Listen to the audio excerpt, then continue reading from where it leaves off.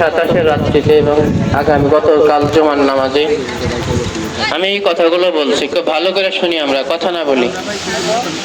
আমি খুব ওদেরকে ভালো করে বলছি যে পৃথিবীর সৃষ্টির পর থেকে কিন্তু সংগঠন ছিল।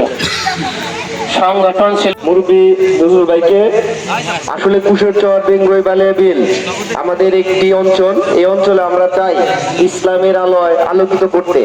আমরা চাই এই অঞ্চলের প্রত্যেকটা মানুষ নামাজি হবে, নামাজ পড়বে, সুন্দরভাবে জীবনযাপন করবে। আমরা এই আশাবাদ ব্যক্ত করছি এবং আমরা ভবিষ্যতে আরো বড় পরিসরে এই অনুষ্ঠানটি আমরা করতে চাই। আমরা হয়তো বা কুশরচরের ইসমাইল উচ্চ বিদ্যালয়ের মাঠে কিংবা বারোয়াল বাইলের যে কোনো জায়গায় আমরা বসে সিদ্ধান্ত নিব।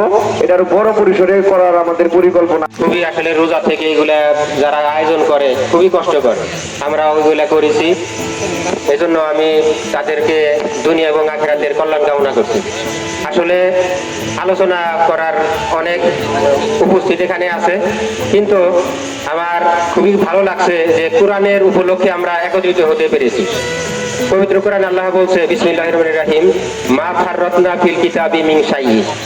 এই কোরআনে এমন কোনো কিছু নাই যা অন্তর্ভুক্ত করা হয় নাই, অর্থাৎ কোরআনে সবকিছু আছে। কোরআন দ্বারা যে মানুষকে একত্রিত করা যায় এটা আমরা দীর্ঘদিন দেখে আসছি। আর কোরআন থেকেই যারা বিচ্ছিন্ন ছিল তারাই বিচ্ছিন্ন হয়ে গেছে। যেমন যে দেশে কোরআন নাই, ওই কাজী নজরুল ইসলাম একটা কবিতা বলছিল যে পুকুর জল আর ভাতের হাড়ি, এই কি করলি জাতের জান, তাইতে তোরা এক জাতিকে করলি তোরা 100 খান। অর্থাৎ পুকুর জল আর ভাতের হাড়ি দিয়ে সমস্ত